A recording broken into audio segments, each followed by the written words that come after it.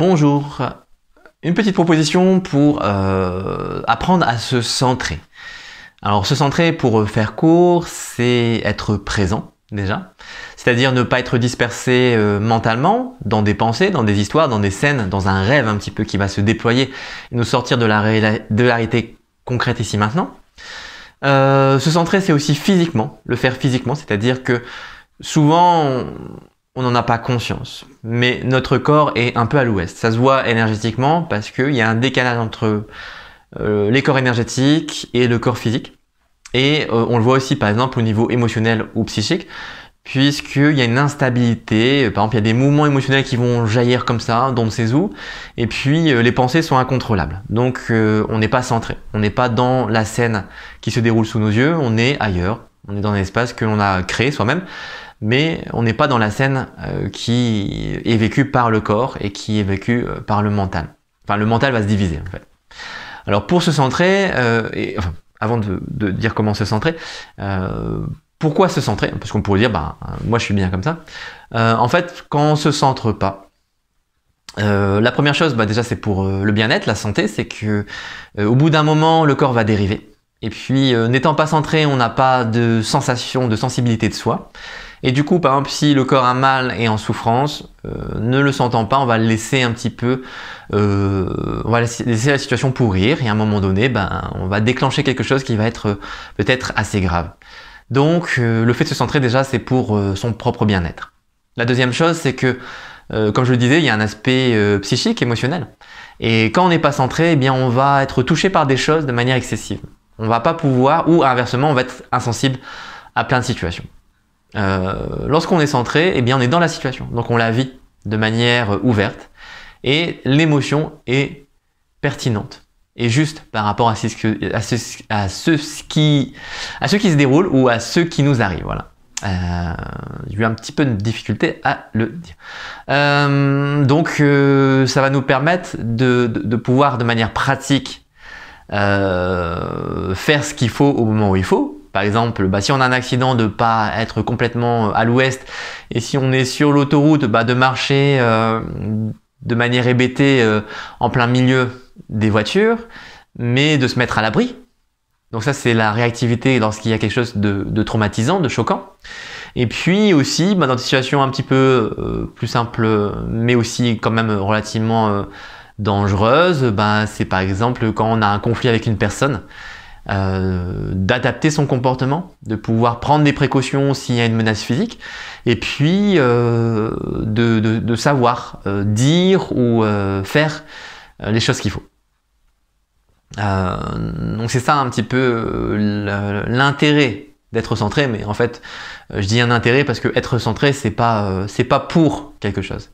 Être centré, c'est tout doucement se rapprocher de qui l'on est réellement, c'est-à-dire de l'être. Et il n'y a pas de raison de s'en rapprocher puisque c'est une attraction naturelle. Voilà, mais c'est un petit peu pour vous donner, vous pousser et vous justifier le fait d'avoir envie d'être centré. Alors pour être centré, on peut le faire physiquement et pour moi c'est primordial d'ailleurs de le faire physiquement. On va faire un exercice tout simplement ensemble. Vous allez vous mettre alors soit debout, soit assis ou allongé, on peut le faire allongé bien sûr. Vous allez fermer les yeux, vous détendre, étirer légèrement la colonne depuis le coccyx jusque la tête. Donc ici le sommet du crâne au vertex, si je ne m'abuse, le plus haut point de la tête. Vous allez pousser légèrement en rentrant ainsi un petit peu le menton, comme si vous teniez une balle de tennis entre votre menton et votre gorge. Et puis, ça c'est pour étirer la nuque et laisser passer l'énergie. Et puis, on va légèrement étirer les vertèbres. Donc, comme je disais, du bas de la colonne jusqu'au sommet du crâne, de manière homogène. On ne tire pas plus de tension à un endroit qu'à un autre. Mais on va laisser de l'espace un petit peu entre les différents tissus, les différents os, pour se détendre, se laisser respirer et laisser le flux d'énergie passer. Ça nous permet de nous sentir bien, relaxés. Et puis on va se détendre. Et tout doucement, vous allez ressentir votre corps dans toutes ses contractures. Alors peut-être que pour certains, ça sera plus difficile que pour d'autres de sentir leur corps, mais c'est pas grave. On persévère, on se détend. Et si on sent un petit quelque chose, ben, on sent un petit quelque chose. Si vous sentez beaucoup de choses, vous sentez beaucoup de choses. Alors, une chose, c'est ne pas se perdre non plus dans les sensations, c'est-à-dire ne pas complètement se focaliser sur le fait de sentir, ne poussez pas en essayant de sentir des choses, c'est laisser venir. C'est important, c'est un petit peu comme une bouteille qu'on laisse décanter. Si vous l'agitez, ça va pas décanter. Là, c'est pareil le corps. Si vous essayez de trouver où ça coince, ça va pas se détendre. Donc, vous détendez et vous laissez venir. Et puis, au bout d'un moment, vous allez sentir que votre corps va peut-être se contracter à certains endroits, ou faire apparaître une contraction, une petite sensibilité, une petite douleur, ou une émotion, une pensée. Peut-être des choses qui vont tourner en boucle dans votre tête. Vous allez sentir un organe qui va se gonfler, se contracter, s'oppresser. C'est bien. Laissez-le faire, une angoisse. Le plus dur, c'est quand ça paraît un peu angoissant, mais on laisse venir. On laisse venir et on se détend dans la mesure du possible. Si vous n'êtes pas très fort pour vous détendre, c'est pas grave. On ne se juge pas.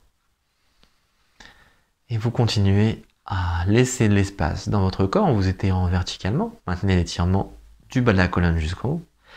Détendez les muscles, détendez les tissus, détendez les organes et ouvrez les articulations, tous les espaces intérieurs. Comme si vous étiez un bibendum qu'on remplit d'air et qui devient de plus en plus léger, de plus en plus ouvert à l'intérieur.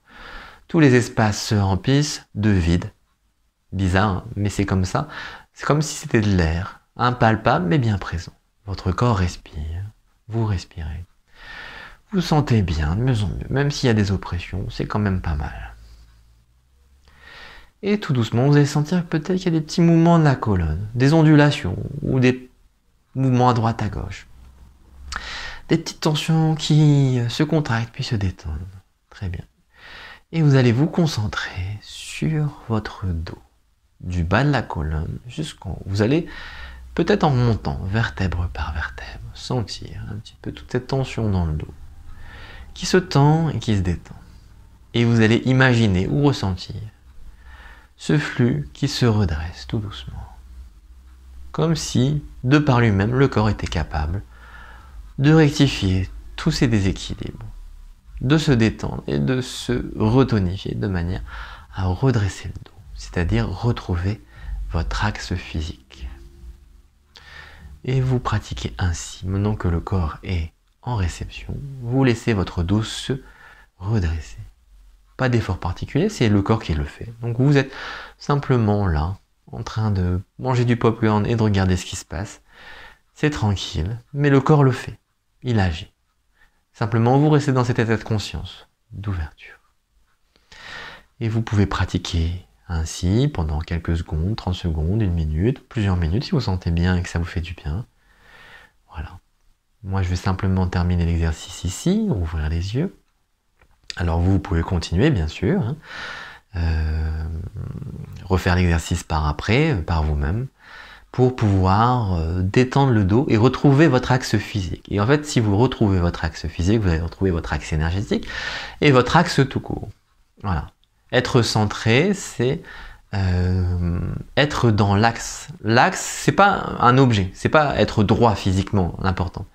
Mais c'est que la droiture physique va manifester en fait l'axe énergétique. Et l'axe énergétique va vous aider à vous redresser physiquement.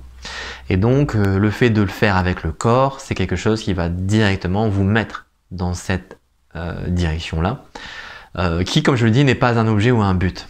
C'est quelque chose qui est inhérent à notre propre réalité, à notre propre corps, à notre propre énergie, et qui peut s'exprimer lorsqu'on s'écoute, lorsqu'on se détend, lorsqu'on s'ouvre.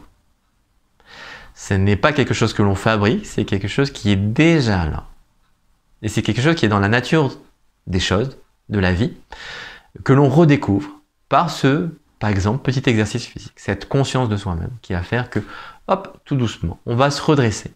On va se redresser à tous les niveaux, physique, émotionnel, psychique, énergétique et spirituel. Et ça, c'est donc quelque chose à la fois de tout simple, de très concret, mais en même temps de gigantesque, puisque ça prend tous les plans, tous les domaines de la vie.